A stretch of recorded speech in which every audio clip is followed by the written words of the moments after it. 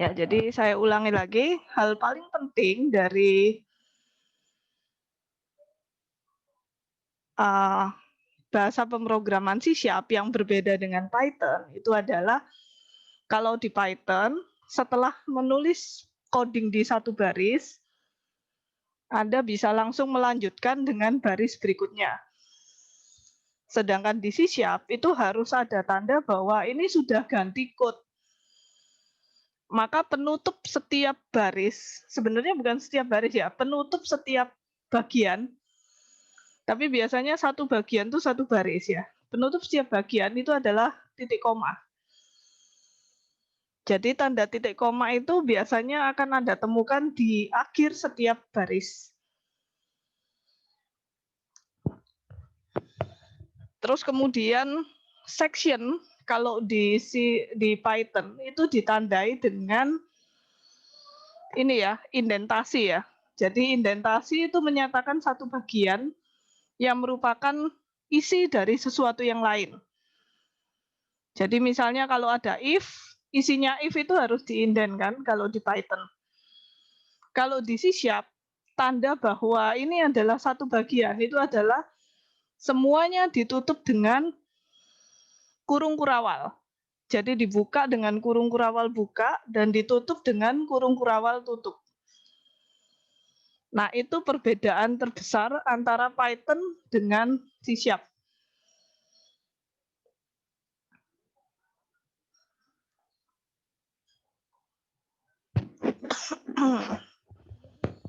Nah, Visual Studio sama juga dengan Python itu sebenarnya mengubah bahasa dari bahasa manusia menjadi bahasa mesin ya.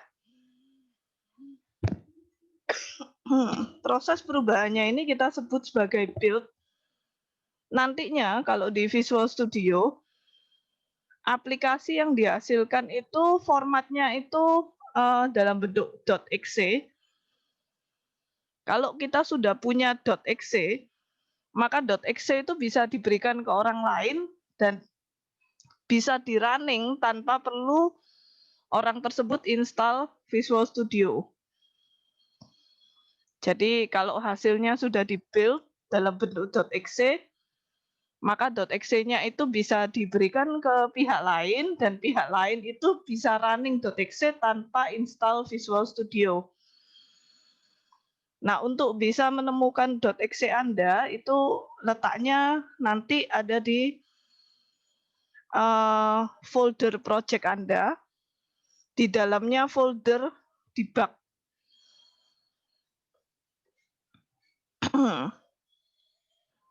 Nah, karena kita akan memakai Visual Studio IDE ya. IDE ini adalah tempat di mana kita bisa dengan mudah menuliskan dan mengetikkan code dan tidak harus mengetik secara manual semuanya, karena biasanya kalau di IDE kalau kita menekan sedikit nama depannya gitu ya, huruf depannya, nanti akan keluar semua gitu ya, apa saja yang tersedia, jadi seringkali kita nggak harus mengetik.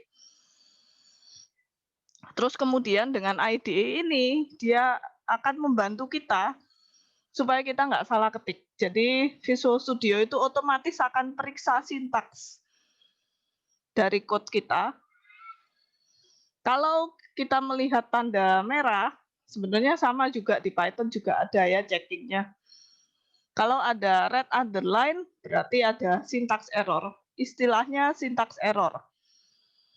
Ini adalah error penulisan yang ditemukan sebelum eksekusi programnya. Dan semua syntax error itu harus diperbaiki. Kalau tidak, kita tidak bisa run programnya. Lalu hal penting lagi dengan C# itu C# ini merupakan salah satu bahasa yang sangat object oriented ya. Ada bahasa lain yang juga sangat object oriented, misalnya Java. Nah, C# ini juga salah satu bahasa yang kental konsep object oriented-nya. Pemrograman berorientasi objek itu akan dibahas dan dibicarakan di mata kuliah PBO, lanjutannya Alpro. Tapi karena kita memakai C# dari sekarang, saya akan berikan sedikit pendahuluan tentang object oriented itu seperti apa ya. Semua items yang akan digunakan di C# ini nanti adalah objek. Dan program yang dibuat di C# ini sangat bergantung ke interaksi antar objek. Dan sebenarnya konsep object oriented ini berusaha mengimitasi kejadian sehari-hari manusia, yaitu bahwa banyak hal terjadi karena interaksi antar objek. Saya berikan contoh langsung ya. Jadi begini, misalnya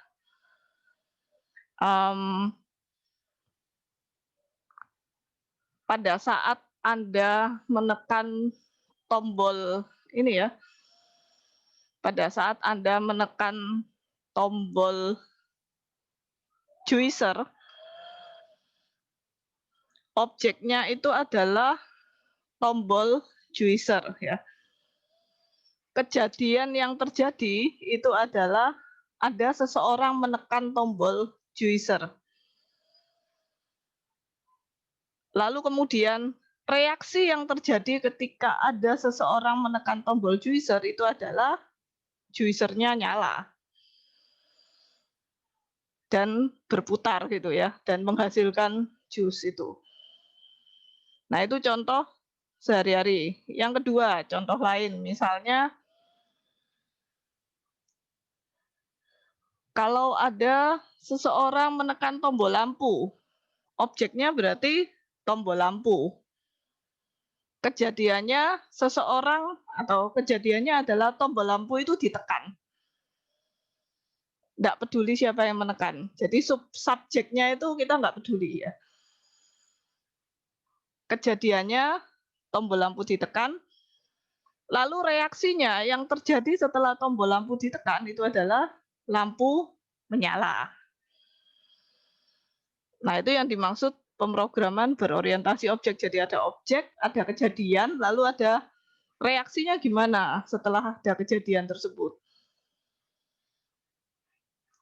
Hal lain lagi, misalnya apalagi ya. Nah, ini yang lebih abstrak ya. Jadi misalnya kejadian di ruang tunggu dokter gigi ya. Di ruang tunggu dokter gigi, misalnya saya beri contoh ada objek yaitu petugas yang menunggu di tempat petugas pendaftaran di tempat ruang tunggu dokter gigi. Kejadiannya adalah ada pasien datang. Pasien datang itu kan kejadian ya. Kalau ada kejadian ada pasien datang, objeknya itu adalah ruang tunggu dokter gigi, maka apa yang terjadi? Ada pasien datang ke ruang tunggu dokter gigi. Action-nya kira-kira apa yang terjadi? Duduk di ruang tunggu. Kenapa? Duduk di ruang tunggu. Didaftarkan. Didaftarkan ya. Jadi action yang benar itu adalah nama orang tersebut itu dicatat. Satu lagi, ruang tunggu dokter gigi lagi. Ada pasien selesai dilayani. Itu kejadiannya. Maka action-nya apa? Kalau ada pasien selesai dilayani, maka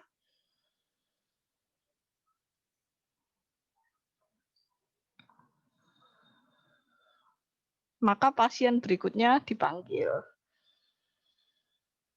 Kira-kira seperti itu. Jadi banyak hal di dunia ini itu yang terjadi karena bisa dirumuskan. Ada objek, ada kejadian yang menimpa objek tersebut, lalu kemudian ada reaksinya. Nah, ini bisa diatur kira-kira pakai jika ada kejadian ini, maka ini. Kalau ada kejadian tapi nggak ada hubungannya, misalnya ya, ruang tunggu dokter gigi. Lalu kemudian ada tukang bakso lewat. Nah, itu kan kejadian juga tukang bakso lewat, tetapi nggak ada hubungannya ya. nggak ada hubungannya dengan keseluruhan proses di dokter gigi tersebut.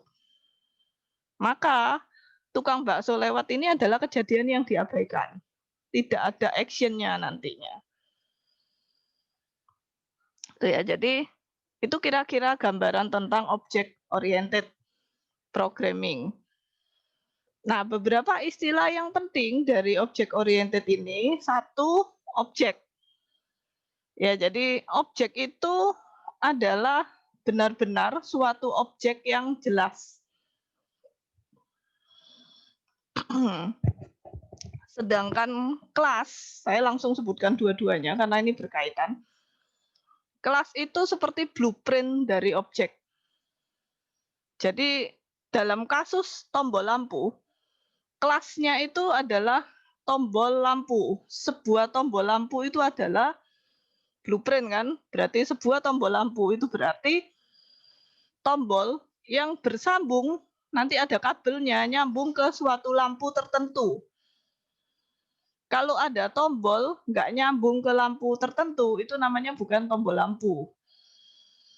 Tapi kalau tombol itu ada kabelnya nyambung ke lampu tertentu, itu tombol lampu. Nah, itu kelas. Objeknya adalah tombol lampu di dekatnya kamar mandi saya. Jadi, objek itu sesuatu yang nyata ya. Kalau kelas itu cuma blueprint-nya. Anda bisa bayangkan kelas itu seperti denah rancangan arsitek. Rumahnya yang mana? Ya, pokoknya semua rumah yang dibangun pakai denah ini, yaitu termasuk rumah yang saya sebutkan gitu ya. Jadi kelas itu tidak jelas objeknya yang mana. Objek itu yang jelas. Jadi objek itu adalah rumahnya. Jadi rumah yang di jalan ini nomor ini, tipenya sama seperti denah yang dituliskan itu adalah objeknya. Jadi jangan bingung ya antara kelas sama objek. Kelas itu blueprint-nya, objek itu kenyataannya. Dan kenyataannya itu berarti beda-beda ya. Satu objek melukiskan satu hal secara nyata. Jadi kalau misalnya saya punya kelas tombol lampu, objeknya itu bisa banyak dalam satu rumah. Tombol lampu kan ada banyak ya.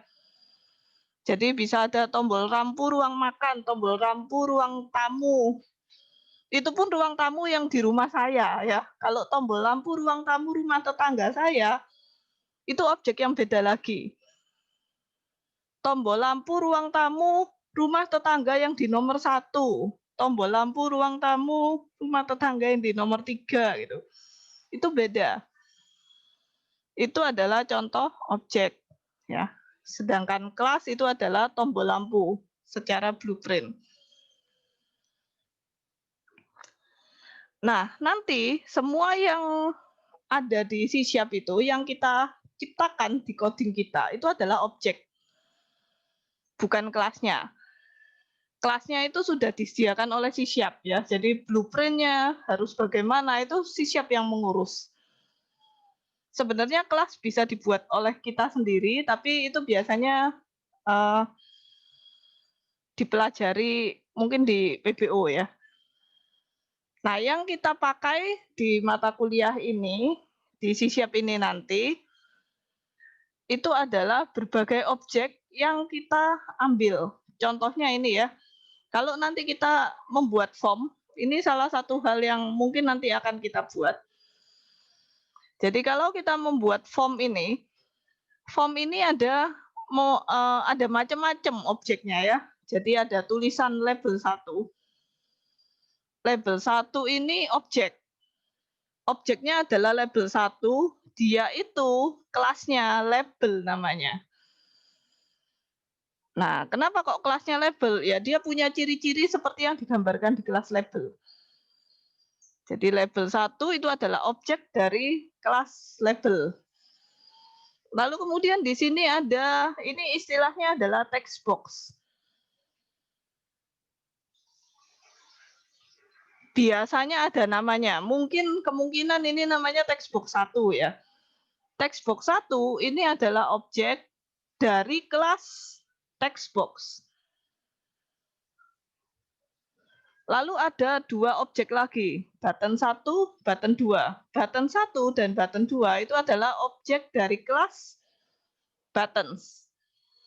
Dan terakhir, form 1, seluruh form ini, form 1 itu adalah objek dari kelas form. Jadi ini adalah contoh dari objek yang akan kita pakai biasanya ya di C# ini. Nah, kalau di Python kemarin Anda tidak memakai properti ya, karena tidak memakai kelas, maka karena di sini sudah object oriented, saya akan perkenalkan dengan satu istilah properti. Suatu objek itu kadang punya data, ya. Data-datanya itu kalau di object oriented itu dilindungi, ya. Data-datanya dilindungi biasanya. Tapi walaupun datanya dilindungi, kita bisa ganti datanya dengan memakai yang namanya properti. Jadi bagi orang dalam, datanya itu dilindungi ya. Hanya bisa diakses oleh orang dalam. Tapi untuk orang luar bisa mengakses data lewat sesuatu yang namanya properti. Jadi orang luar itu nggak ngerti bahwa properti itu bukan data itu langsung ya. Jadi contohnya gini aja. Anda kan sudah mendaftarkan diri sehingga bisa punya KTP gitu ya. Data-data yang ada di KTP Anda, data aslinya itu pasti Anda nggak boleh akses kan. Kan nggak ada cara supaya kamu bisa masuk ke servernya pemerintah untuk ganti data KTP-mu sendiri. Walaupun datamu sendiri, kamu nggak boleh ubah langsung seperti itu. Ya, jadi data KTP itu tersembunyi buat kita. Karena kita ini orang luar, bukan admin. Tapi, terus apakah KTP itu nggak boleh diganti datanya? Kalau saya pindah alamat gimana? Atau pindah status, atau pindah agama bahkan. Nah, itu semua bisa diganti. Lewat apa? Mungkin ada form penggantian alamat gitu ya. Nah, di form penggantian alamat itu kan ada pertanyaan gini, alamat baru. Nah, alamat baru itu propertinya ya. Jadi bagi kita mengganti alamat lewat apa? Properti alamat baru itu.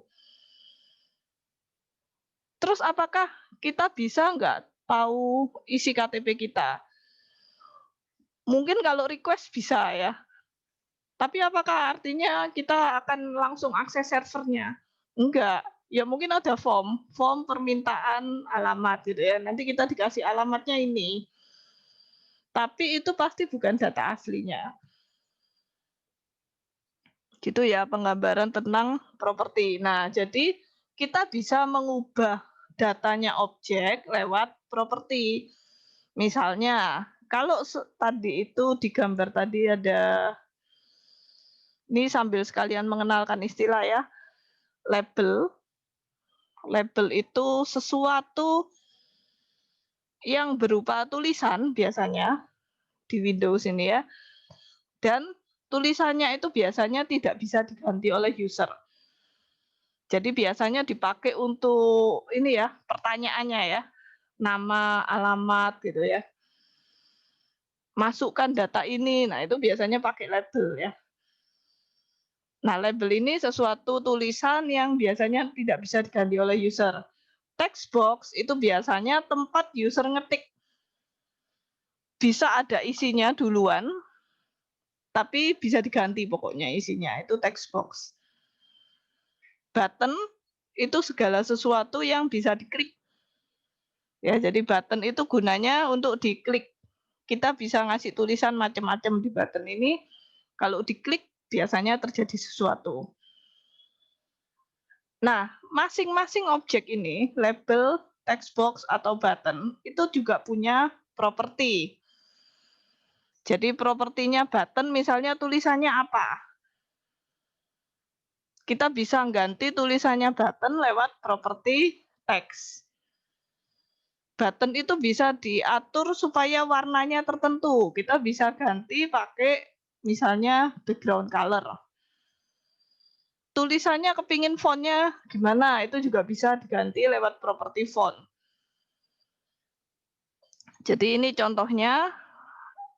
Terus kemudian menggantinya gimana? Nanti kita bisa lihat, nanti ada jendela namanya jendela properti, itu bisa kita pakai untuk mengubah propertinya suatu objek.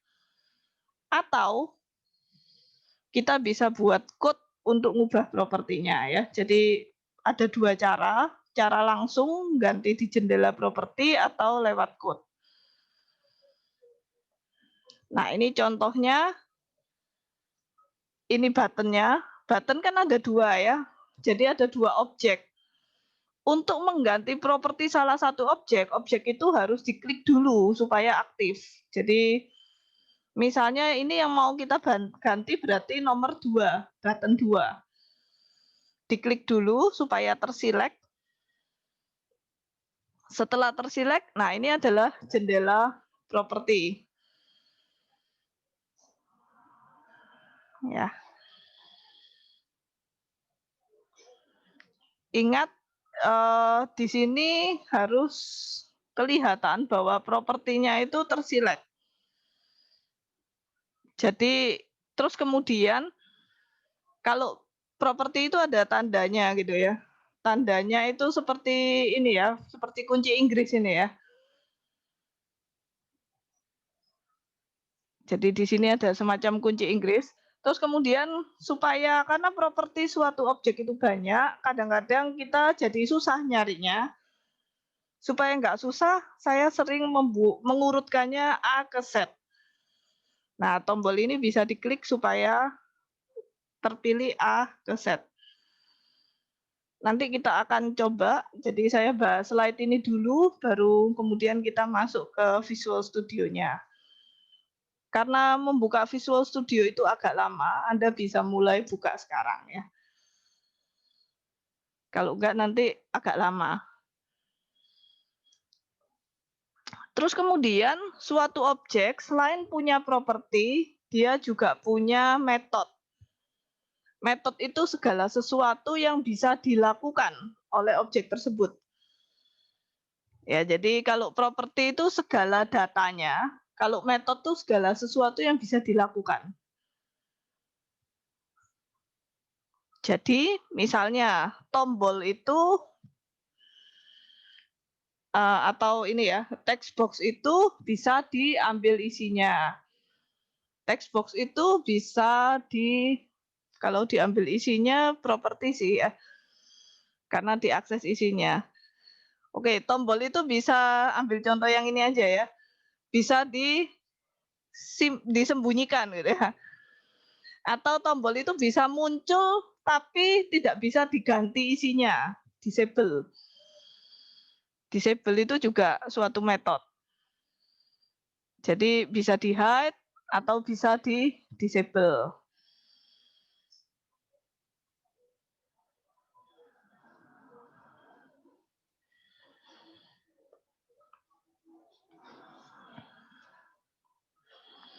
Oke, ini tadi sudah saya sebutkan simbol properti itu seperti ini, sedangkan simbol metode seperti ini ya.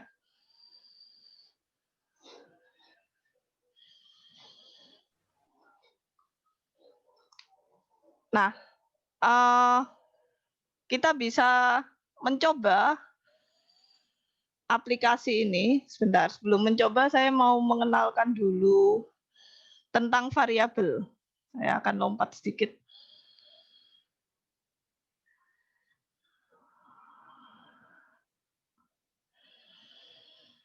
Bentar ya.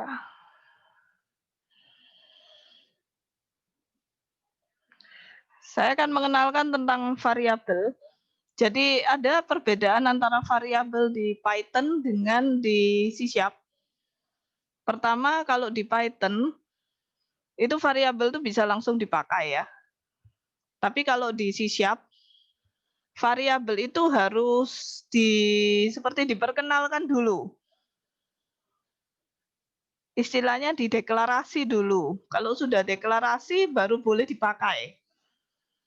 Cara deklarasinya dengan menyebutkan tipe datanya diikuti oleh nama variabelnya. Lalu ditutup pakai titik koma. Ini contohnya ya. Integer nilai. Berarti saya ngomong bahwa setelah ini akan ada variabel namanya nilai. Saya menciptakan variabel nilai, terus kemudian dideklarasi. Suara saya putus-putus ya. Dari terus sekarang.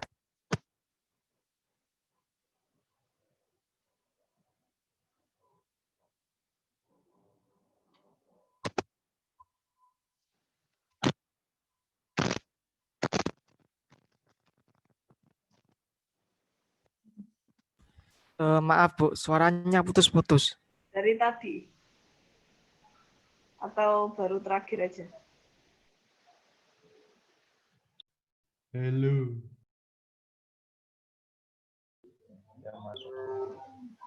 Oke. Yang putus-putus suara saya ya? Berarti tadi. Iya, Bu. Sudah lama? Atau baru? Lumayan. Penjelasan properti tadi. Recordnya kan jadi nggak bagus ya.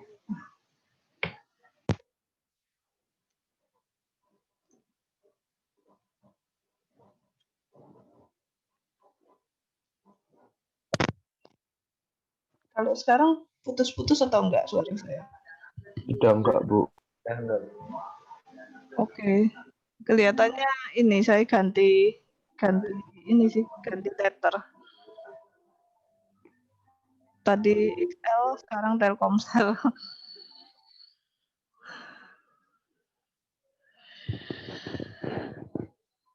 Oke. Ada yang perlu saya ulangi? Masuk variabel itu, Bu.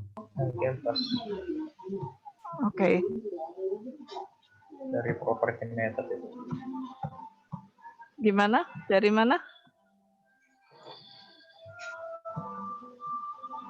Variabel itu, Bu.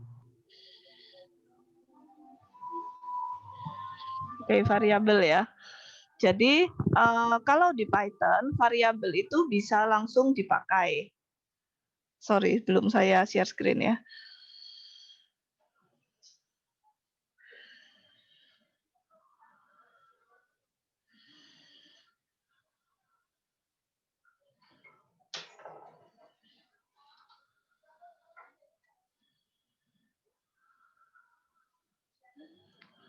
Jadi kalau di Python variabel itu bisa langsung dipakai, tetapi kalau di C# variabel itu harus dideklarasi atau diperkenalkan dulu. Caranya dengan menuliskan tipe data, diikuti nama, lalu ditutup dengan titik koma. Contohnya ini ya, integer nilai. Berarti saya menyatakan bahwa akan ada variabel nilai, setelah ini boleh dipakai. Nah, deklarasi itu boleh di mana saja sebenarnya, tetapi biasanya di atas. Ya, tapi biasanya di atas, tapi sebenarnya deklarasi boleh di mana saja, asal diletakkan sebelum dipakai. Cara memakainya, itu kita memakai juga di Python, sebenarnya sama. Kita nyebutnya assignment statement, yaitu statement untuk assign nilai ya, untuk memberikan nilai. Cara menuliskannya seperti di Python juga, nama variabel sama dengan nilainya. Jadi nilai yang ada di kanan dimasukkan ke kiri ya. Itu. Ini contohnya. Nah, variabel bisa saja sambil dideklarasi, sambil diassign. Jadi contohnya kita bisa langsung tulis integer nilai sama dengan 100. Kalau dari awal kita tahu nilainya.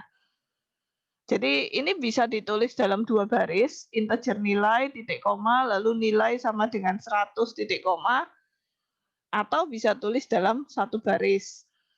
Jadi ini sambil membuat nilai, sambil mengisi 100 ya. Nah, tipe-tipe datanya itu yang sering dipakai untuk bilangan bulat ada 3 macam. 3 macam ini bedanya adalah batas maksimalnya itu berapa. Kalau batas maksimalnya semakin besar, berarti memori yang dipakai juga semakin besar. Byte itu cuma 0 sampai 255. Tidak ada negatif. Ya, terus kemudian integer. Nah, untuk bilangan bulat itu ada 2 istilah ya, sign dengan unsigned. Saya lupa nuliskan di slide-nya. Sign itu artinya apa? Sign. S-I-G-N. Artinya apa? Sign itu. Tanda ya. Tanda, betul. Jadi sign itu ada tandanya, unsigned tidak ada tandanya. Nah, bilangan kalau ada tandanya, itu contohnya kayak gimana sih? Min 10, tandanya itu adalah minusnya itu. Nah, berarti bilangan kalau nggak ada tandanya, kalau saya nulis 10, itu artinya positif apa negatif? Positif. Positif ya. Jadi kalau di C#, kalau unsigned, itu artinya positif semua. Ya. Jadi kalau sign itu artinya bisa ada positif, bisa ada negatif. Nah, kita bisa nuliskan soal sign unsigned ini ya. Tapi kalau tidak ditulis berarti apa adanya.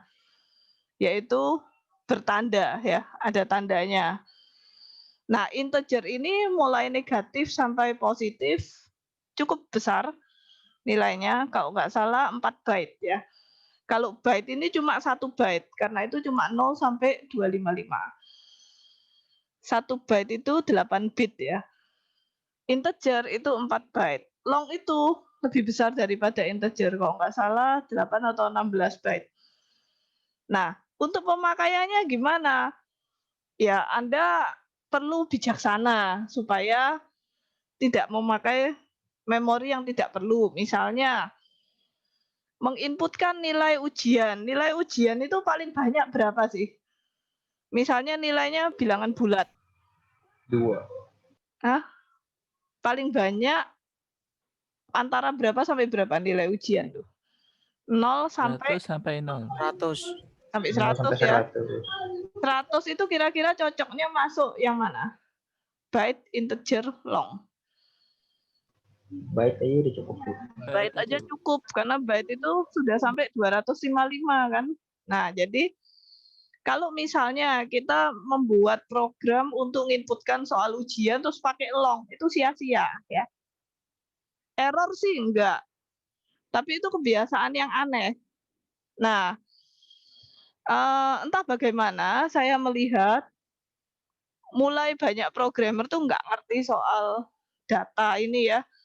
Sehingga kadang-kadang kalau saya buka gitu ya web atau codingannya orang-orang, mereka itu kadang untuk nama isinya teks yang panjangnya 1000. Namanya siapa yang hurufnya sampai 1000? Kelihatannya remeh gitu ya, tapi bayangin misalnya itu data KTP ya.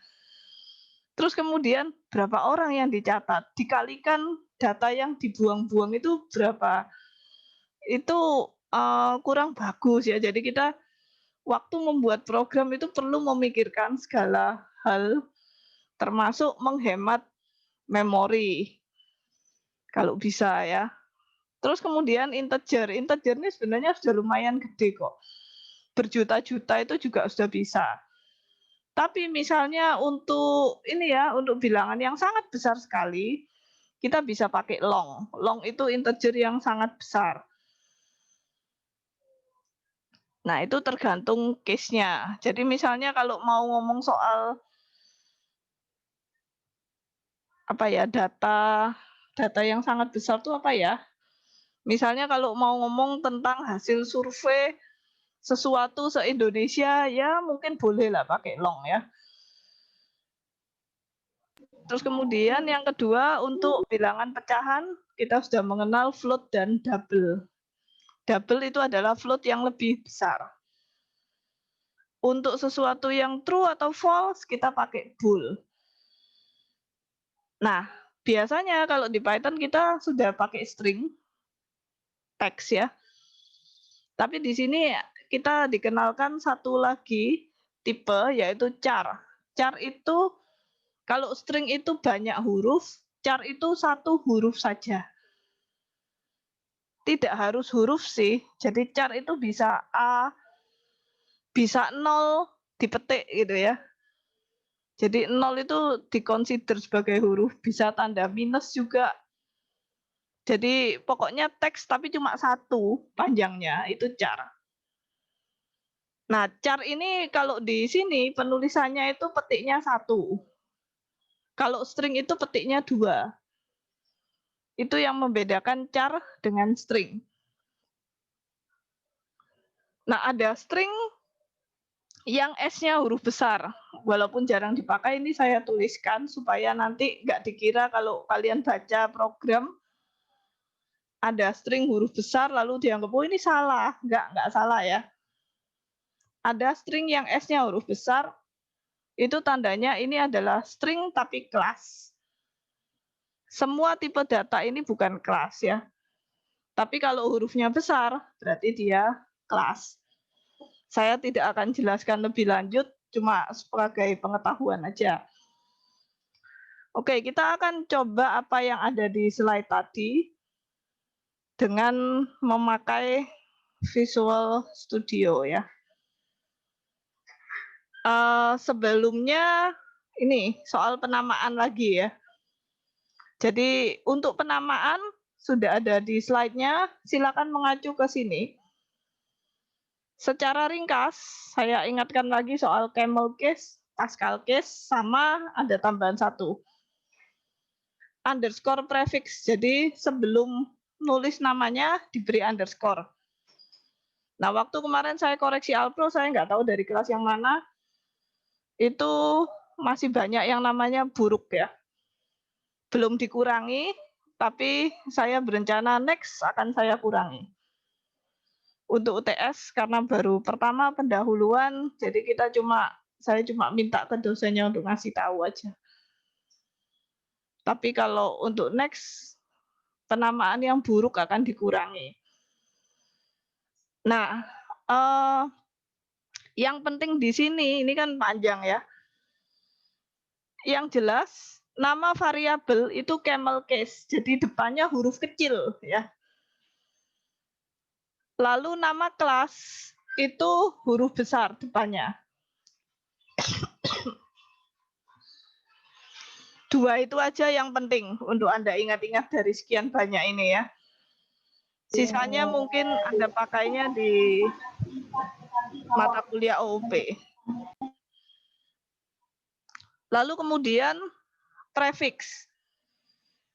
Nah, ada aturan penamaan juga pada saat kita membuat text box, button, dan label.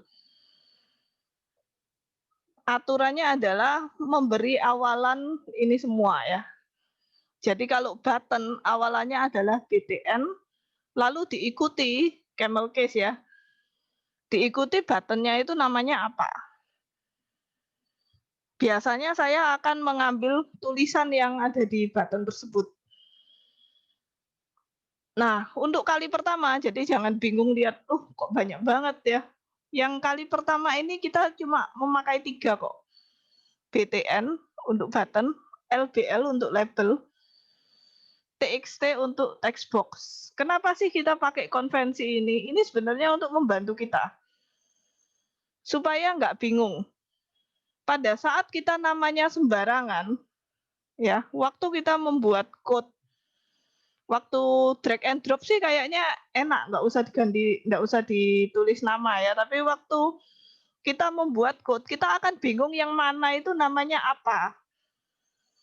Sehingga kita akan bolak-balik dari halaman coding, terus buka halaman formnya, masuk lagi ke codingnya, buka lagi form. Nah, itu lebih menghabiskan waktu sebenarnya. Seandainya kita patuh sama ini, maka waktu membuat coding, kita mestinya lancar karena kita sudah ikut convention.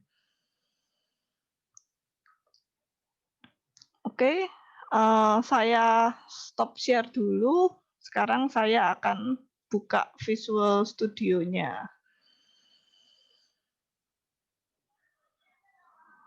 Sekarang saya share Visual Studio-nya. Untuk yang belum punya dan belum resolve,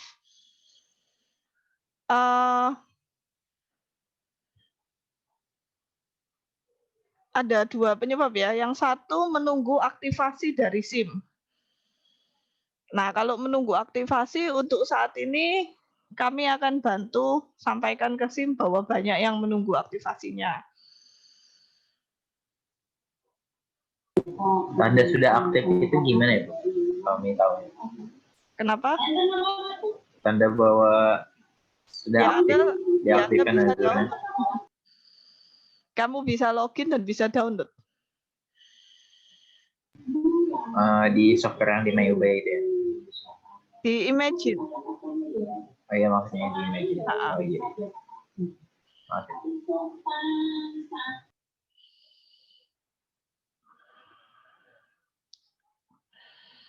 Oke, yang belum bisa chat berapa banyak dan kenapa belum bisanya? To everyone aja ya, biar bisa saya copy nanti langsung.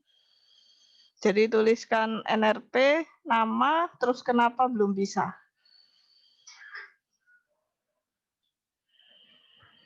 Yang belum bisa saja yang nulis di chat ya. Kalau yang sudah bisa nggak usah tulis. Yang sudah bisa download.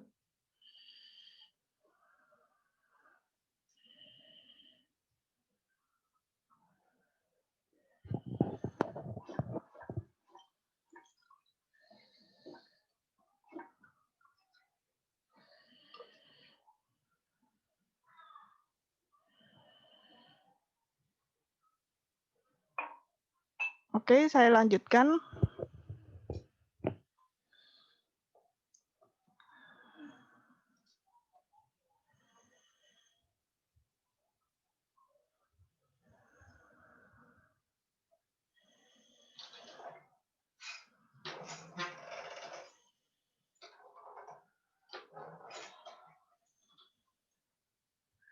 Nah, apakah Anda sudah masuk ke halaman seperti ini?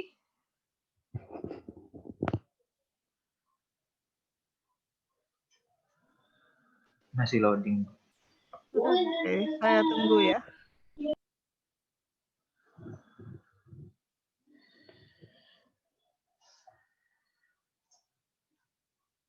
Imagine Ubaya ACID.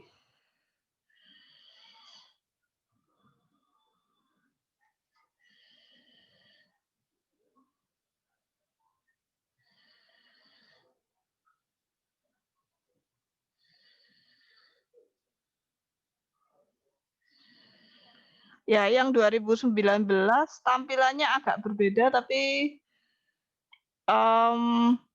mungkin bisa dicari sesuatu yang seperti ini. Kalau download yang 2017 gimana? Memang saya nyuruhnya kan download yang 2017. Iya, baik.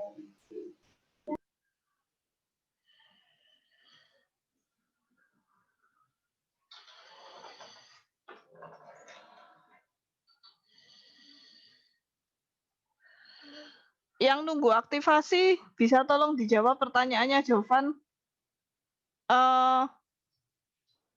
Anda loginnya pakai apa?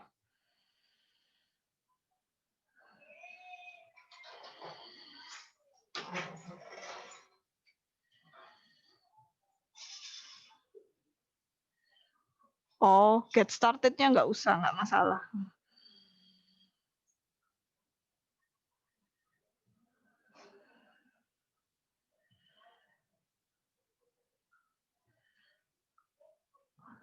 Oke, yang lain bisa dijawab. Anda login pakai SNRP apa?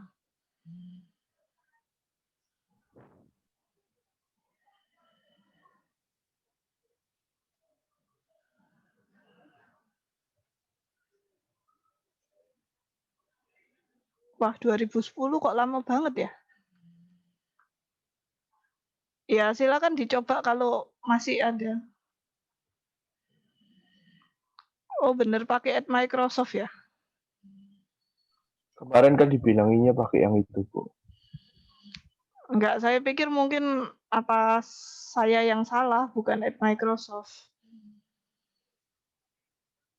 Passwordnya Microsoft berbeda. Hah, harusnya sama.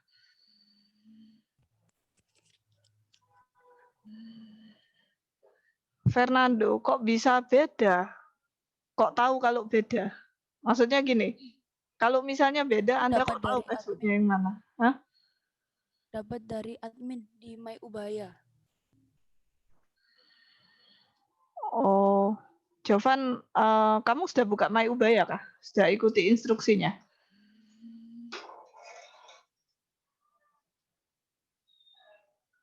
Kemarin kan saya minta untuk mengacu ke My Ubaya.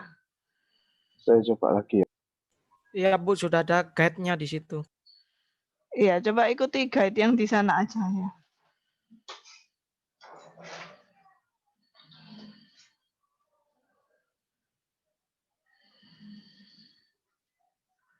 Oke, ini saya anggap sudah buka ya. Anda bisa langsung melihat proyek-proyek sebelumnya di sini. Ya, di sebelah kiri biasanya recent ini ada proyek-proyek yang Anda buat sebelumnya. Biasanya kalau Anda berhasil membuat proyek itu extension-nya itu adalah .sln. Solution ya. .sln.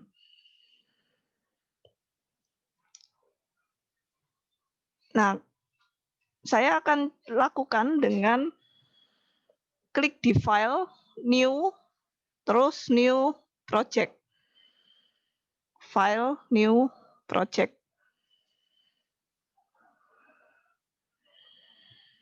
Di file new project, pastikan di sebelah kiri itu yang dipilih adalah Visual C#.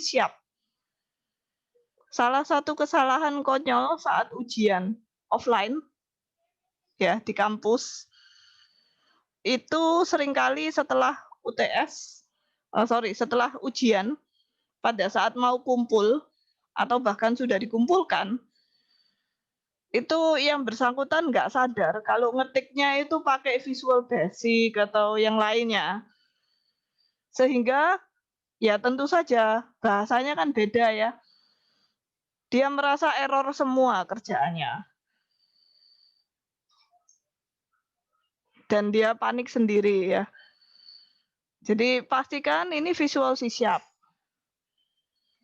Nah, kalau kita mau membuat program seperti Python kemarin yang keluarnya tampilannya teks aja, itu namanya console app ya. Tapi kali ini setelah UTS ini kita akan belajar membuat aplikasi yang tampilannya sudah pakai Windows. Karena itu kita pakai Windows Forms app. Maaf Bu, Ya. itu kan kalau punya Ibu itu kan Visual C# ya. Kalau di saya itu Visual Basic. Hanya Visual Basic. Iya. Bu, kalau punya saya tidak ada Bu. Tidak ada sama sekali. Apakah artinya ada yang tidak bisa di-download? Iya kok, berarti waktu download ada yang kurang ya?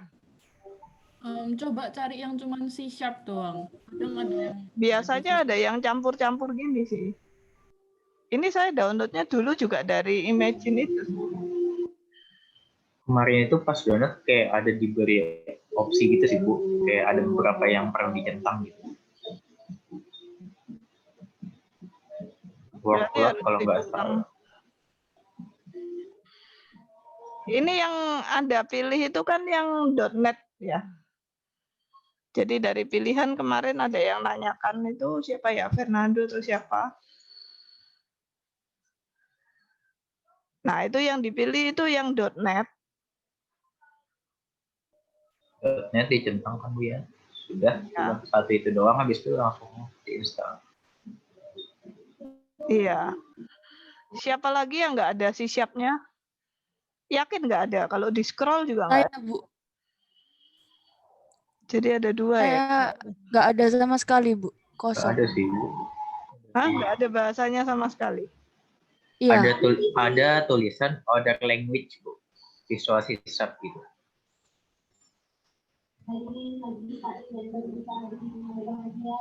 Apakah itu?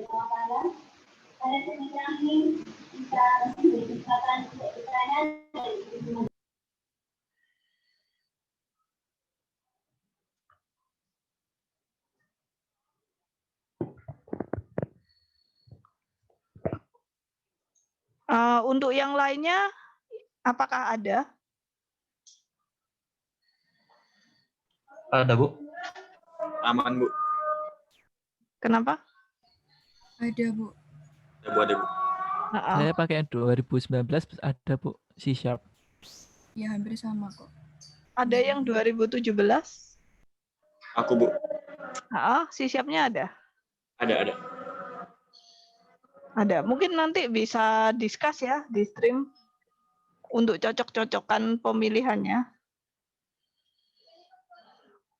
Atau di WA.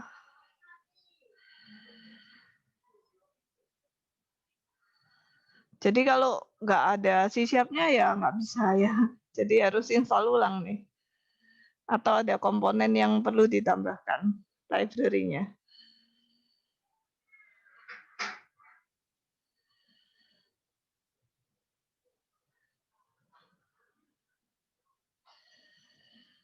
Oke, jadi yang kita pilih Visual C#, lalu Windows Forms App.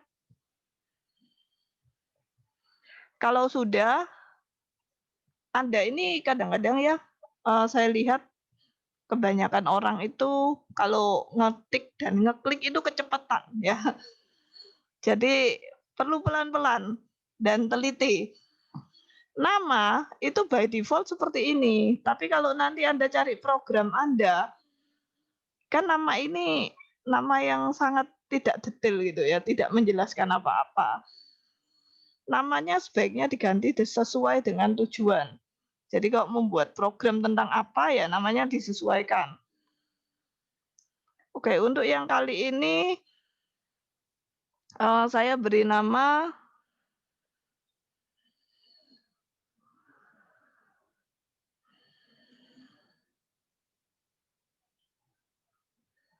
starting aja ya. Nah, lalu kemudian hal kedua yang penting dan seringkali menjadi masalah, apalagi waktu ujian, itu adalah Anda nggak tahu program ini disimpan di mana sehingga nanti waktu mau Anda buka lagi, nggak nemu. Jadi Anda harus perhatikan location-nya di mana. Kalau saya mau ganti, gitu ya, ya udah kita coba ganti ke tempat yang sesuai.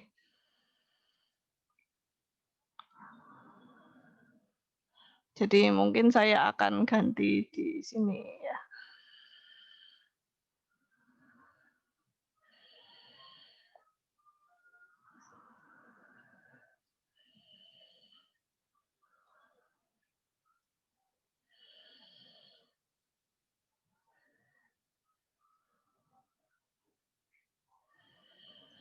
Nah, foldernya saya ganti.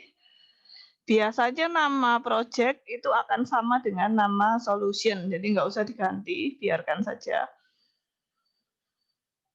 Lalu bagian Itu di Windows Form app dulu ya, baru dibuat nama.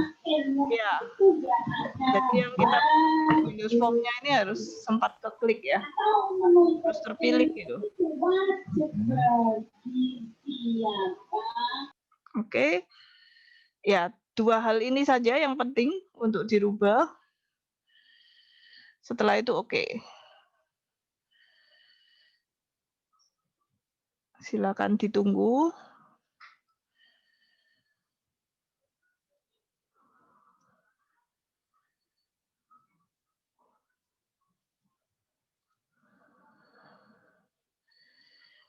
Jadi yang paling penting itu adalah nama dan location ya. Jangan sampai kita langsung oke tanpa mengganti dua hal tersebut. Nanti Anda cari program Anda sendiri nggak ketemu. Nah, ini form kosong yang sudah jalan ya. Agak berat memang. Form kosong ini sudah bisa running sebenarnya kalau Anda klik start.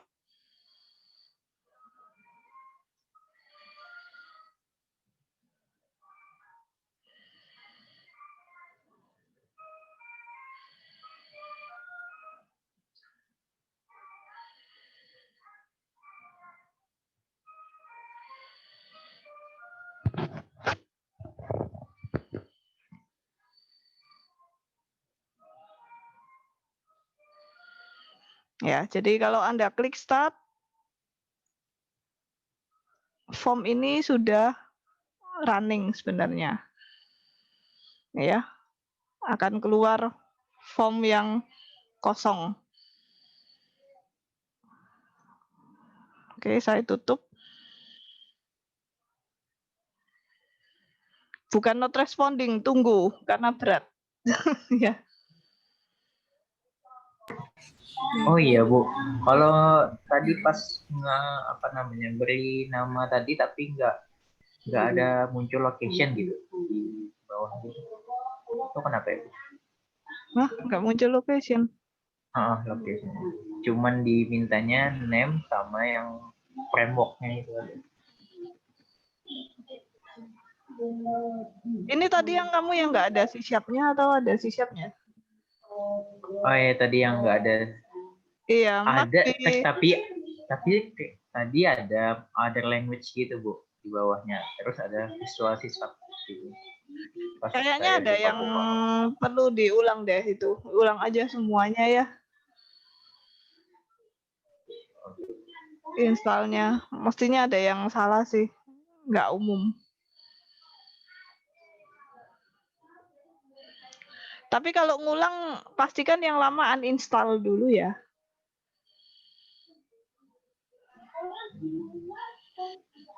Jangan ditumpuk.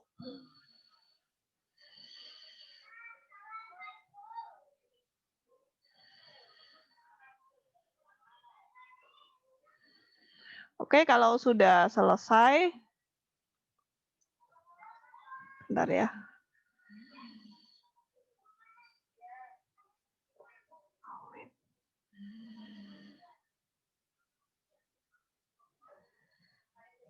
Ya, kalau sudah selesai, nah Anda bisa cek.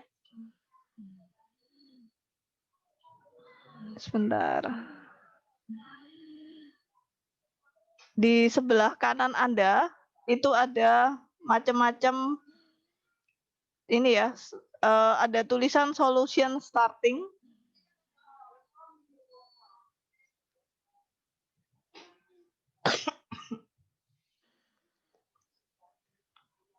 Terus kemudian di sini gitu ya. Anda bisa lihat namanya kan form1.js gitu ya. Di sebelah kanan juga ada form1.js.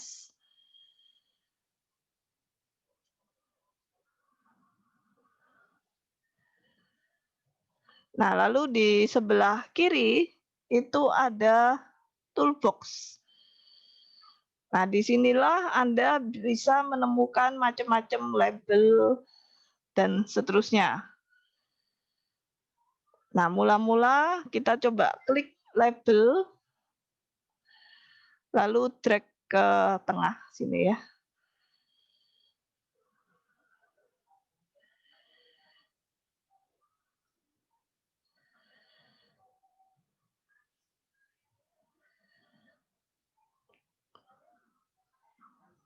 Boleh diulang Bu, labelnya ambil dari mana Bu? Toolbox. Kok bisa toolbox-nya kosong ya? Yang all Windows form-nya nyala kan? Atau saya coba lihat screen-nya kalian deh. Saya stop share dulu.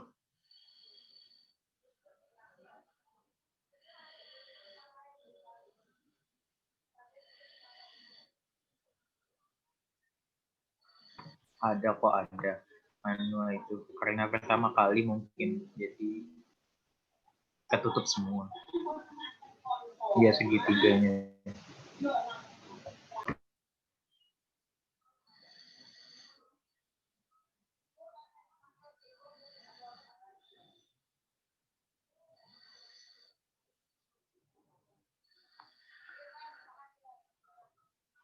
Di toolbox-nya nggak ketemu label kah? Ada kata-kata label. Bentar. Singkat gitu kak Bu, LBL gitu. Enggak, label beneran. Benar tulisan.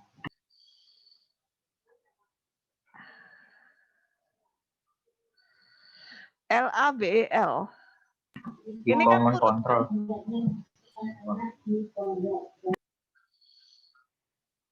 Ya, di common controls ya lokasinya.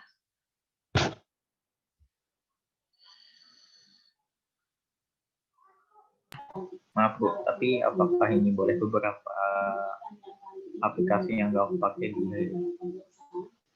Kenapa? di close dulu, soalnya berat. Oh, Boleh di close beberapa sama.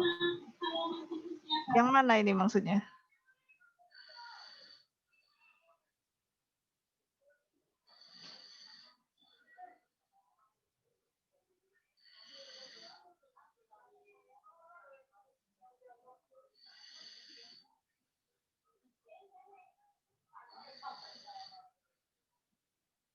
Bentar ya. Iya, gimana? Ini label tadi di drag mana ya? Ke projectnya kan? Di drag ke form-nya ini. Oh, yang kotak putih itu ya? Ya. Thank you, Bos.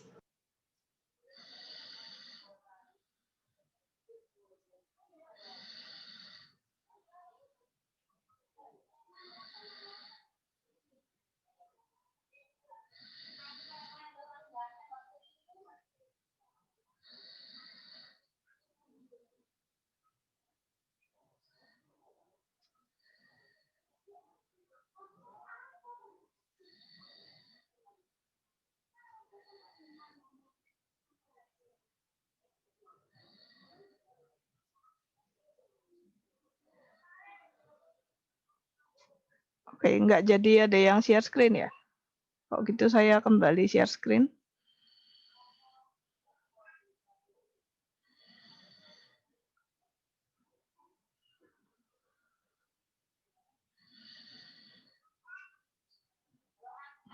Oke.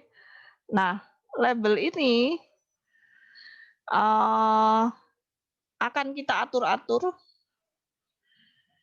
Kalau dari contoh di slide-nya, kita akan menginputkan nama gitu ya, terus kemudian menampilkan semacam halo, diikuti nama tersebut.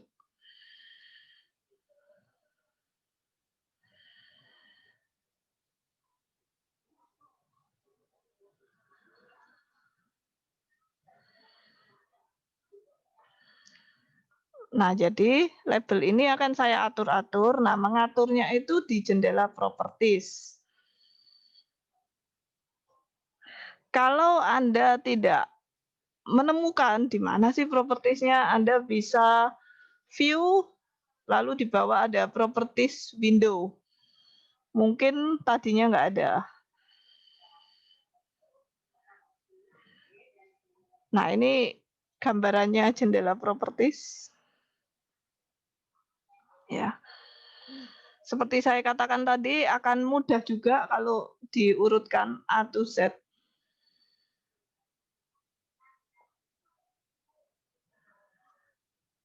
Hal pertama yang harus saya lakukan, oh ya ini propertiesnya form ya, karena tadi yang aktif ternyata formnya. Tapi kalau misalnya saya klik di label, maka ini jadi propertiesnya label ya. Kelihatan dari mana? Dari ini loh, dalam kurung name ini ya. Saat ini name-nya masih label 1. Kita akan ganti ini ya. Aturan penamaannya label tadi adalah LBL, lalu diikuti nama labelnya. Nah, berhubung ini label buat menanyakan nama, saya beri nama LBL nama. Oke, yang saya ganti lagi selain nama, itu adalah teksnya. Teksnya saya ganti menjadi nama. Lalu fontnya. Font saya ganti memakai ukuran lebih besar ya, 20 misalnya. Oke, seperti ini. 3 hal itu aja yang saya ganti, yaitu name, LBL nama, fontnya ukurannya saya ubah. Jadi diklik di font, lalu tanda tombol yang titik 3 ini diklik. Ya, terus kemudian ini untuk mengganti-ganti fontnya. Lalu berikutnya adalah properti teks yang saya ganti. Bu mau nanya, Ya, kenapa kok nggak bisa ganti nama ya? Ada ini, apa namanya? Nggak bisa. Udah taruh namanya bener, nggak bisa ganti nama. gimana? Nggak bisa ngetiknya di mananya, di propertiesnya. Sepertinya tuh ya, nggak bisa ganti nama. Sudah diklik di sana, di double klik. Udah. Nggak bisa save nama gitu.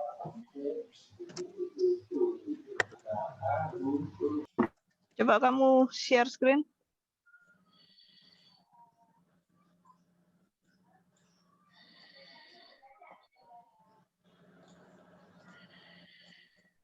Ini ya Bu.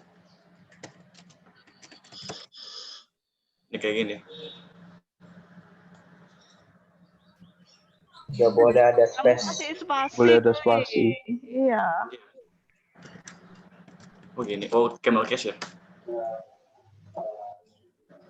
Kan di nama variabel nggak boleh ada spasi. Terus font. Ya, oke ya, udah bisa itu mestinya. Kalau Masih, teks Bu. boleh ada spasi, ya. Kalau nama itu kan nama variabelnya. Tapi kalau teks terserah. Oke, terima kasih. Tolong yang private ke saya di everyone supaya yang lain mungkin tahu solusinya juga. Install ulang itu download ulang maksudnya.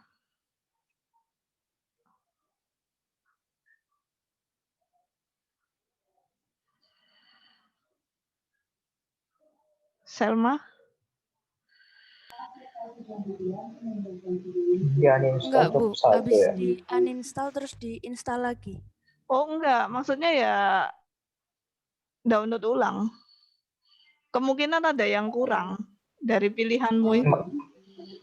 Itu ya, kalau kita uninstall itu ya uninstall software-nya ini aja satu atau gimana? Uninstall aja Visual Studio-nya. Terus kemudian kamu coba download ulang dengan pilihan yang berbeda. Jadi saya pikir mungkin pilihannya yang kamu pilih itu terlalu sederhana sampai nggak ada apa-apanya.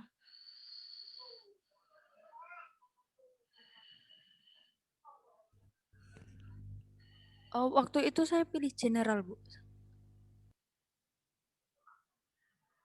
Saya nggak nangkep general itu di mananya ya? Yang kita download ini kan .NET Framework kan? Yang .NET kemarin tulisannya apa sih? Ini kan Maksudnya general install paling Bu. Jadi nggak semuanya. Jadi ada beberapa yang kelewatan salah satunya.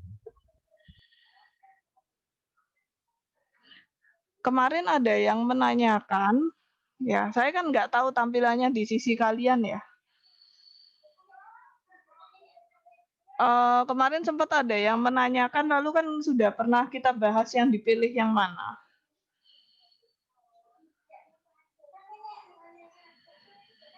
Di pertemuan kemarin kan. Yang dipilih itu kan yang di kiri agak tengah itu ya, yang tulisannya .NET something. Yang ada Windows Form dan sebagainya itu.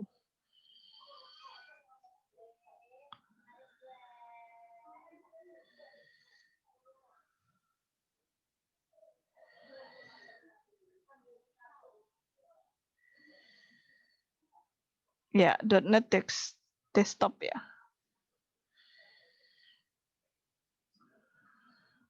Oke, thank you Daniel.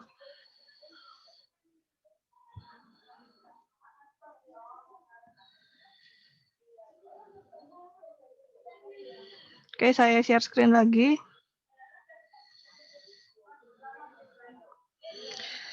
Oke, itu adalah untuk yang nama, label ya. Toolbox kedua yang akan kita pakai adalah text box.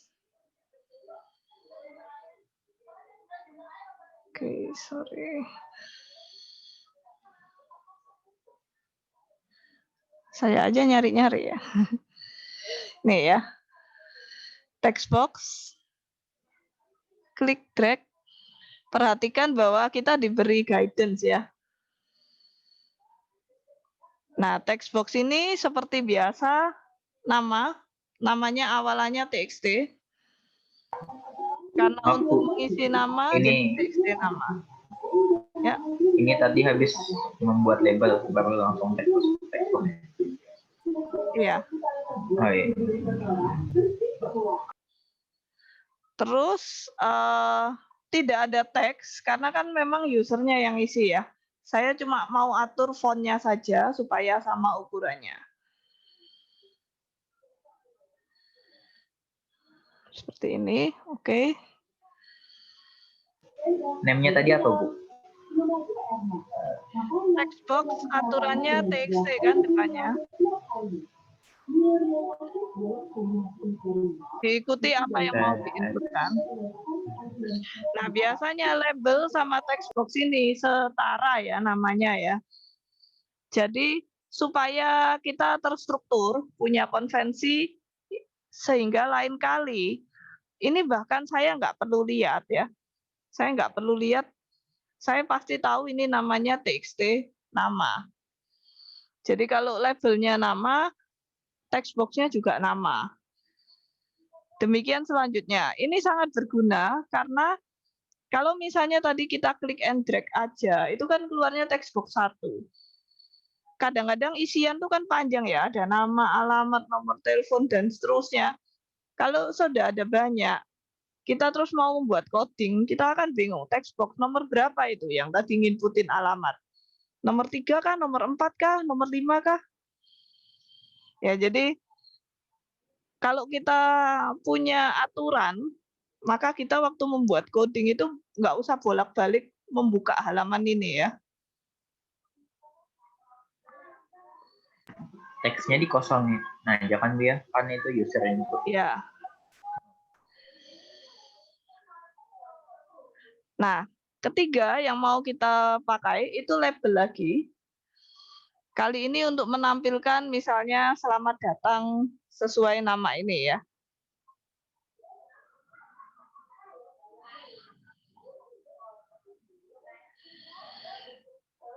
LBL output gitu ya misalnya namanya.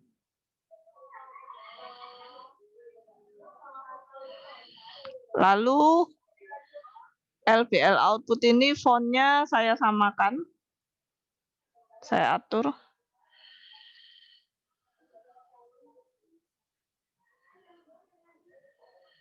Oke. Nah, kalau misalnya keluar tulisan label 1 ini kan jelek ya. Jadi saya hapus teksnya. Ya. Supaya tidak keluar.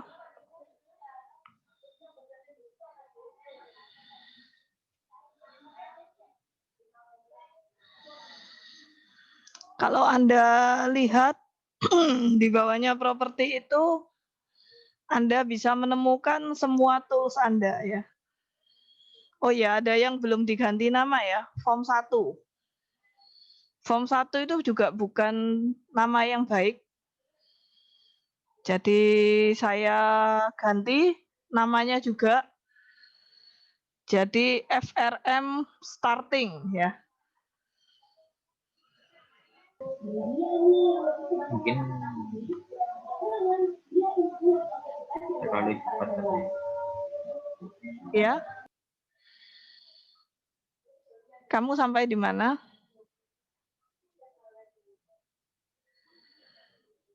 Jadi yang dilakukan untuk semua tool ini sementara ini masih sama ya. Ngubah namanya,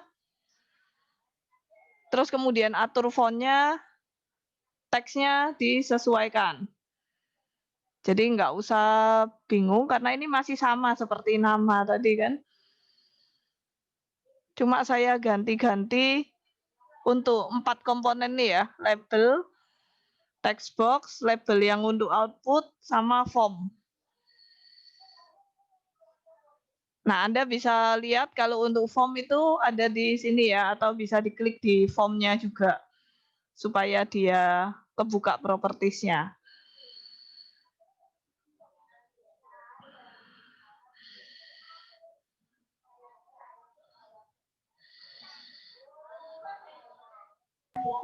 Nah, WL output tadi nggak diisi teksnya.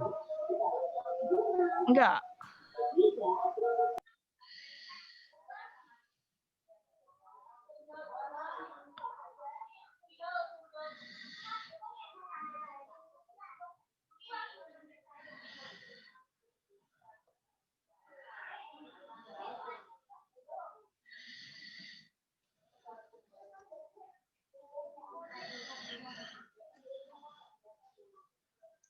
Sebentar, sorry.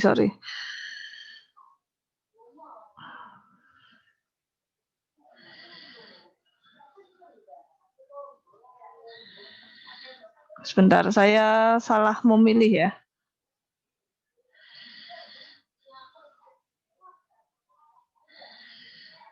Harusnya form.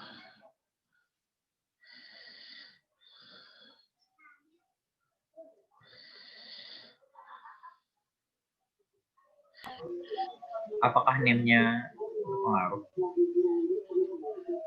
Name itu bukan pengaruh di tampilan, tetapi pengaruh di coding.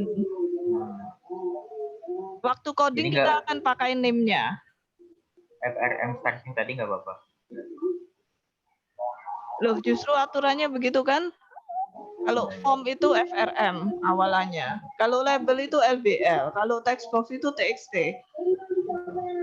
Setelah hari ini harus hafal ya. Kan cuma 4 macam kan? FRM, LBL, TXT, satu lagi nanti button. Ya. Oke, apakah sudah semua labelnya sudah ditampilkan? Ada 2 label, 1 text box. Yang terakhir kita tambahkan button. Kenapa? Yang text box boleh diulang, Bu. Gimana? Semuanya sama kan? Label, text box. Kan sama-sama yang diatur adalah name,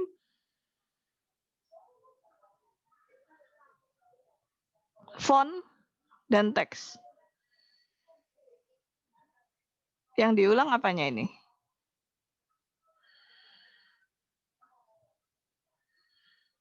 Untuk label, text box, yang diatur propertinya semuanya adalah name, font, sama teks kan?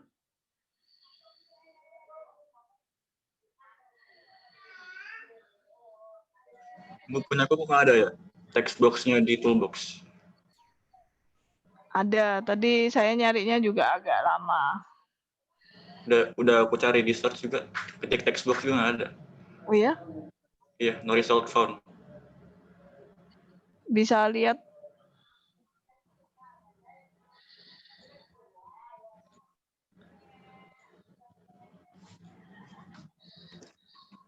Kok di situ toolbox kan? Toolbox ya, Bu. Toolbox sudah benar nggak ada. Load. Coba yang lain textbooknya dihilangin. Jangan di search, jangan di search. Command control All Windows Form. ini. Kok sedikit sekali isinya ya?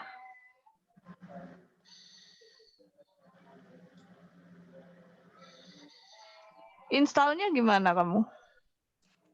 Aku install yang ini. Apa namanya? Bentar. Install yang .NET sama yang universal.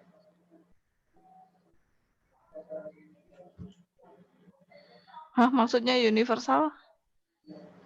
Karena yang install itu kan .NET Desktop Development itu aku install, sama yang Universal Windows Platform itu aku install juga. 2017 ya ini? Yang dari itu, Mayobaya itu.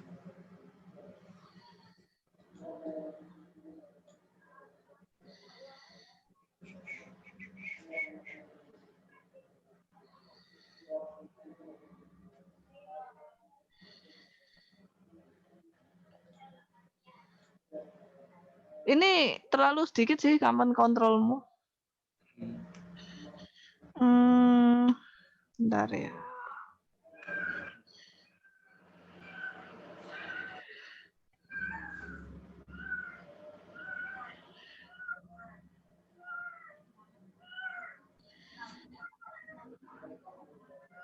Yang lain ada yang mengalami kayak begitu juga?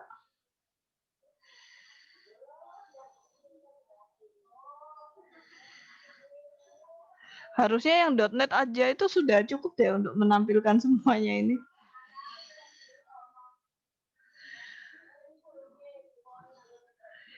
Yang lain yang install 2017 ada yang mengalami seperti ini enggak? Command controls-nya isinya cuma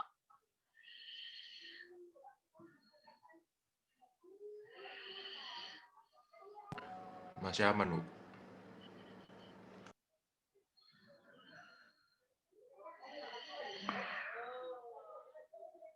ini kamu dari Imagine ya, Ahmad ya? Downloadnya. Iya, Bu. Imagine.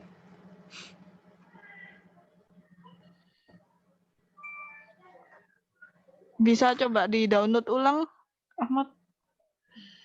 Iya, berarti dia ini di-uninstall ulang. Atau coba saya juga akan diskusi sama yang lain sih, sama kamu juga coba cari-cari tahu ya kenapa kok bisa banyak tool yang hilang ini. Ini yang hilang tuh malah tool yang banyak dipakai, aneh sekali.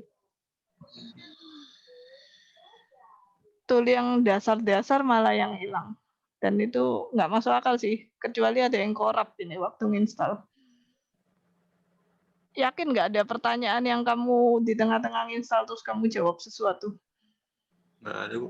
Biasa-biasa aja.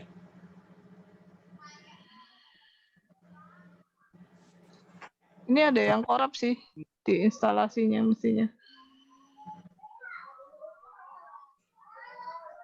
Oke, bisa di stop share.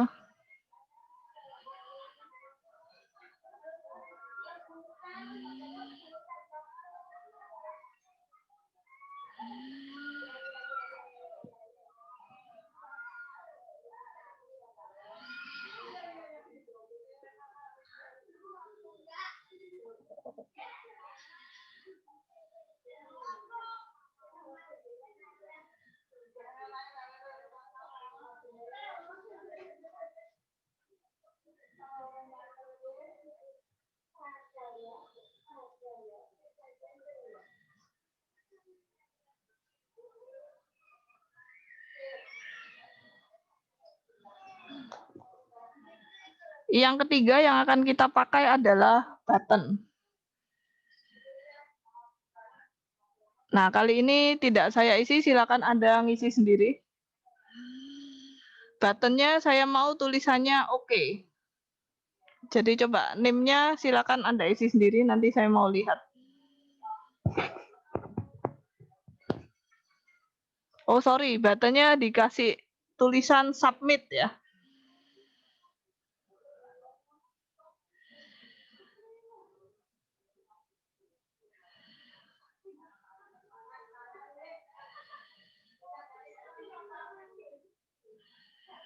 Silakan diisi 3 properti yang sama dengan yang saya biasanya pakai tadi.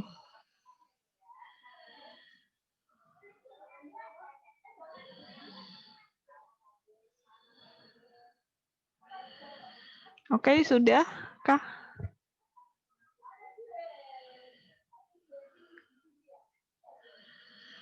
Nah, buttonnya name-nya apa berarti?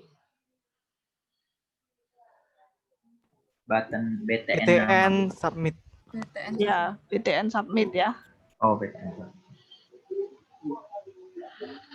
Font-nya sama dengan tadi ya. Terus teksnya berarti submit. Gini ya. Nah, sekarang yang mau kita lakukan adalah jika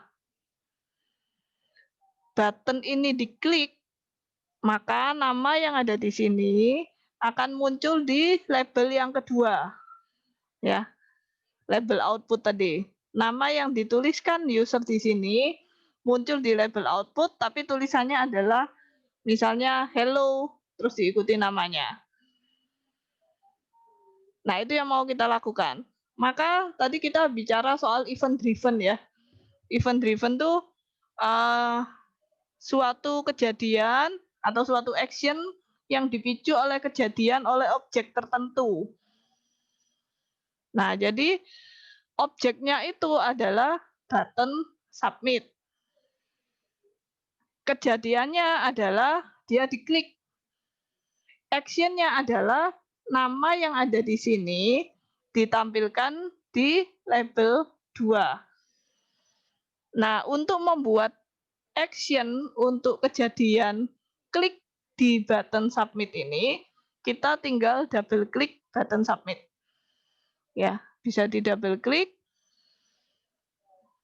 Maka kita akan masuk ke ini ya, private void button submit click. Nama yang di depan itu nama objeknya, nama yang di belakang itu adalah kejadiannya ya. Jadi button submit kalau diklik apa yang kita lakukan? Itu artinya hal ini, dan ini tidak boleh diketik. Jadi ini bukan diketik ya, ini di generate dengan cara tadi kita double klik di button submit. Terus tulisan yang ada di atas ini jangan diubah-ubah. Ya. Plus sebenarnya ada cara untuk menghapus. Tapi saya tidak menganjurkan lah menghapus. Misalnya, saya tadi salah, mau saya ganti ah. Atau tadi misalnya buttonnya lupa, belum saya beri nama yang benar. Terus saya hapus dulu ah, nanti saya ketik ulang. Jangan dilakukan. Pokoknya sampai sekarang, karena anggap aja saya menganggap Anda baru masuk ke C#, baru belajar C#, jangan hapus apapun di halaman ini. Dan tangan Anda yang kebiasaan main game dan cepat itu, ya, jangan kebiasaan cepat terus del sehingga kebablas menghapus sesuatu. Ini percaya atau tidak, sering mengakibatkan ujian dapat jelek. Dan sering terjadi dan anaknya bingung, nggak tahu, enggak saya nggak ngapus apa-apa, pada kenyataannya sudah ada yang kehapus. Saya cuma ngapus ini tok kok Bu. Ya, saya cuma ngapus ini tapi dia sudah kelewatan, tangannya kecepatan. Nggak sengaja scrollnya kelebihan atau gimana. Nah, di sini itu banyak sekali code yang di-generate oleh Windows-nya sendiri ya. Kita nggak ngetik tergenerate. Terus kemudian nggak sengaja kita hapus. Sehingga segala strukturnya itu kacau ya. Ini sangat berat. Kalau di C# ini ada begitu banyak hal yang bukan kita sendiri yang membuat. Dan itu sudah terkoneksi satu sama lainnya. Karena itu bukannya nggak boleh menghapus sih sebenarnya. Ada caranya. Di slide juga sudah ditulis. Kalau mau ngapus mesti ngapain dulu. Ada urutan prosesnya. Dan mestinya sederhana. Tapi sementara ini jangan hapus-hapus apa-apa dulu ya. Bahkan misalnya pun kita melakukan double klik di tempat yang salah, misalnya tadi ya, saya minta double klik di sini kan, tapi misalnya saya double klik di sini, loh kok ada kejadian lain ya, yaitu objeknya txt nama, kejadiannya text change. Ini terjadinya kapan? Kalau user ngetik sesuatu di situ, sehingga teksnya berubah, nah ini kejadiannya. Loh kan nggak mau melakukan apa-apa, jangan dihapus. Begitu dihapus ini error. Jangan dihapus, biarkan aja kosong, ya udah berarti nggak melakukan action apa-apa. Nah sekarang saya balik ke sini. Bahasa C# dan Python itu sebenarnya masih agak mirip kok. Cuma jangan lupa kalau di C# itu belakangnya titik koma. Nah, yang mau kita lakukan adalah label output ya, akan kita ubah properti teksnya. Kalau kita mau pilih tinggal di tab aja ya. Label output mau kita ubah properti teksnya dengan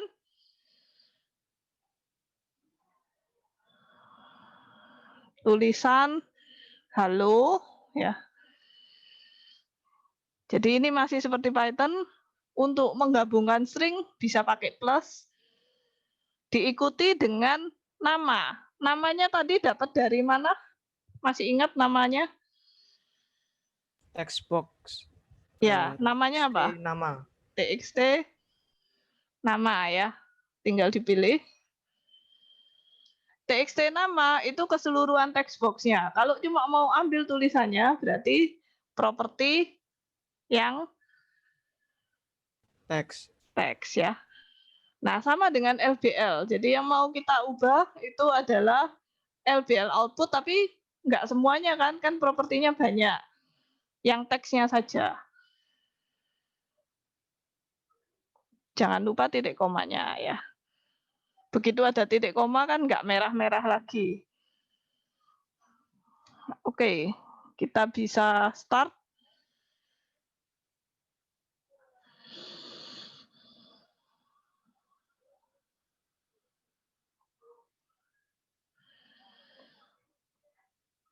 Ya.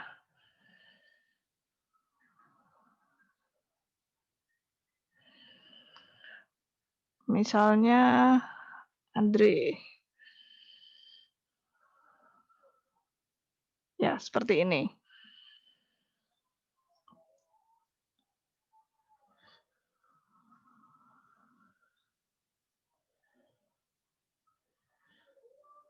Oke, saya balik ke programnya, saya tutup hasil outputnya.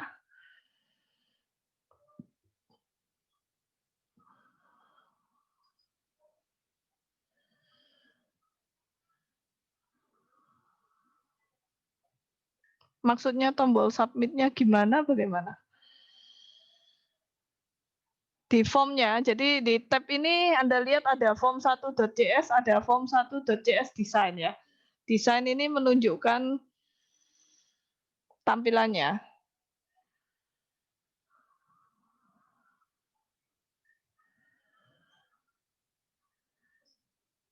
Bisa diperjelas pertanyaan yang di chat, saya nggak mengerti.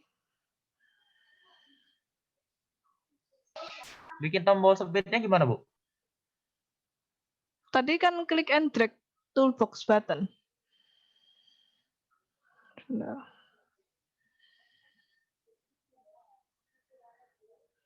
Ini kan toolbox button kan? Kamu tadi sudah klik and drag button?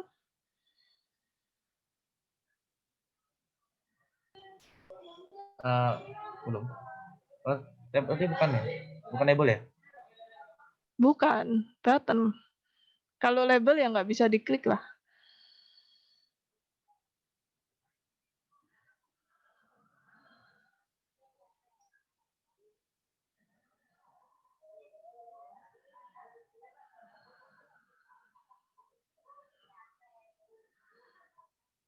untuk keluar dari running ini tinggal di close kan Bu? Close Ya, tinggal di close saja.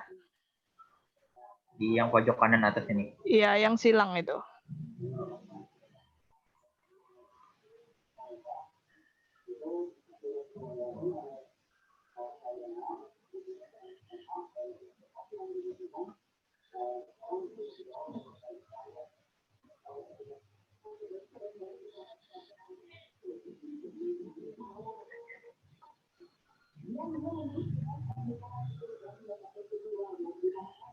Nah, jadi sekali lagi kalau Anda penamaannya itu baik dan benar, itu nilai Anda akan lebih baik daripada kalau penamaannya Anda tidak baik dan benar ya. Mulai dari sekarang, baik untuk proyek, kuis, atau ujian, penamaan akan dinilai.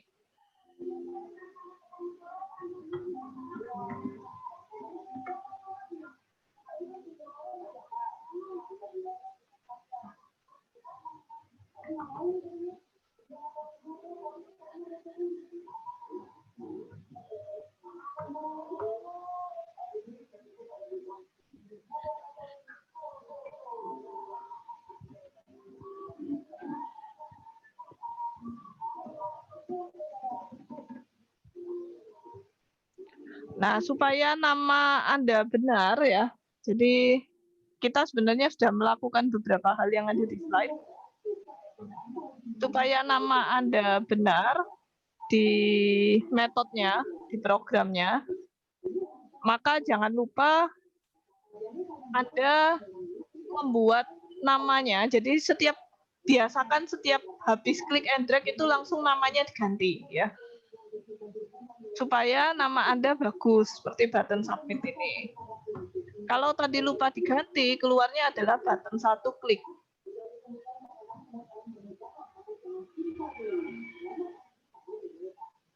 Untuk proses mengubahnya itu gimana ya? Gimana gitu?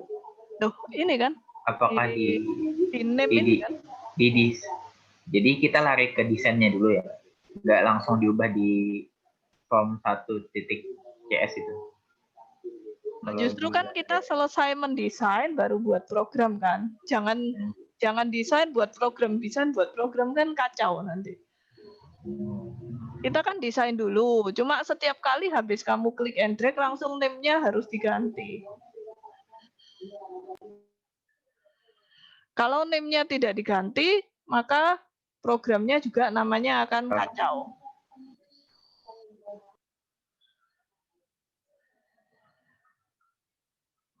Makanya 3 hal penting yang biasanya langsung diganti itu adalah name-nya, teksnya, dan font-nya. Sebenarnya font-nya juga nggak apa sih, cuma buat saya terlalu kecil. Jadi saya selalu nambah, sebenarnya biasanya name dan teks aja. Font-nya by default-nya mereka juga sudah milih font yang benar. Cuma ukurannya aja yang agak kecil kalau menurut saya. Nah, Anda bisa melihat semua event itu sebenarnya dari simbol petir ini ya. Simbol petir ini adalah events. Anda bisa lihat. Kalau di form nggak ada events yang dipakai. Events kita kan ada di button ya. Jadi kalau kita pilih yang button, nah ini Anda bisa lihat diklik itu ada event button submit. Seharusnya kalau mau menghapus itu begini di sini ya caranya ya. Menghapus atau mengganti. Sorry. Jadi kalau mau menghapus di sini dihapus dulu baru di programnya. Cuma saya penganut segalanya kalau misalnya ujian gitu ya, jangan beresiko sih. Kalau menurut saya. Kalau ujian waktu terbatas kan, udahlah nggak usah hapus-hapus. Kalau Anda bikin project nggak apa ya. Kalau Anda sedang bikin project nggak apa. Nah sebenarnya hari ini saya planningnya karena ini pemrograman kita istirahat setiap 45 menit seperti biasanya, tapi berhubung listrik mati di tempat saya yang entah sampai kapan, plus HP saya, ini kan saya tether. HP saya itu sebenarnya tadi kondisi baterainya juga tinggal 30%. Ya, dan baterai laptop saya juga menipis, jadi ini saya lanjutkan dulu ya. Sampai laptop saya mati, maka berarti selesailah kuliah kita sementara ya. Oke, saya lanjutkan dulu.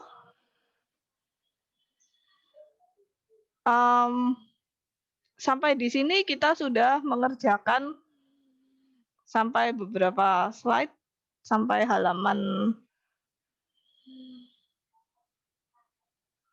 berapa ya? 30-an ya mungkin ya. Oh ya, ada peringatan. Jadi seperti tadi label name titik teks itu jangan diketik semuanya ya. Biasanya kita ketik titik itu akan keluar semua. Lebih baik Anda pilih dari sana. Itu mengurangi kesalahan.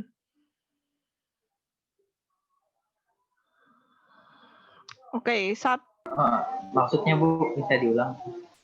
Jadi untuk label name titik teks di program itu lebih baik ya, lebih baik kalau misalnya keluar suggestion kita pilih saja daripada kita ketik semuanya ya, karena pada saat ngetik titik itu kan biasanya keluar ya apa yang bisa dipilih, itu lebih meminimalkan kesalahan. Oke, sekarang kita tambahkan 2 button lagi, yaitu nanti Anda coba aja ya menambahkan 2 button lagi, yaitu clear sama ini ya, sama exit. Ya, di PowerPoint sudah ditunjukkan bagaimana caranya clear dan exit.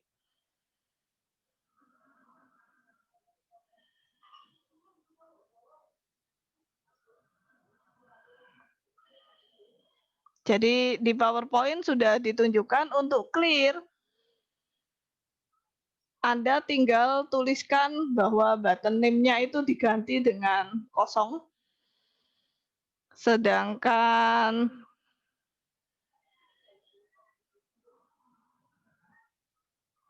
untuk exit, teksnya yang kosong. Ya. Button apa namanya? Name-nya kosong Bu, dikosongkan. Kita buat 1 button dulu ya. Button clear ya. Ya. Buttonnya kita beri nama clear kan? Ya. Saya khawatir karena tinggal 10%. Jadi saya agak cepat-cepat. Saya ke program dulu ya. Nanti button ini ya, bukan yang di sini ya. Anda menulisnya tinggal bukan label ya. Text box ya yang mau kita kosongkan ya. Text box-nya ini teksnya kita isikan dengan petik-petik seperti ini saja. Maka otomatis text box-nya akan kosong ya.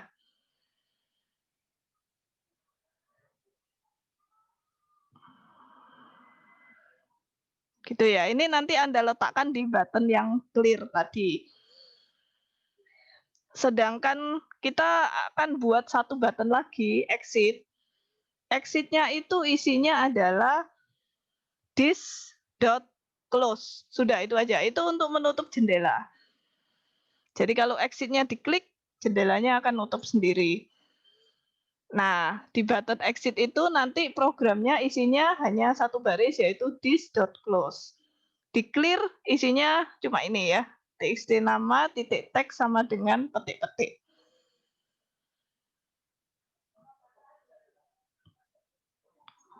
Oke. Itu di PPT ada kan penjelasannya Bu? Ada, cuma tidak langsung jelas seperti ini ya. Saya berharap semoga record saya ini bisa jalan nih kalau nggak ada listrik. Oke, bolehkah saya akhiri dulu supaya recordingnya ada? Oke, terima kasih semuanya. Terima kasih, Bu. Terima kasih, Bu. Terima kasih, Bu. Makasih, Bu. Ya, Terima kasih, Bu.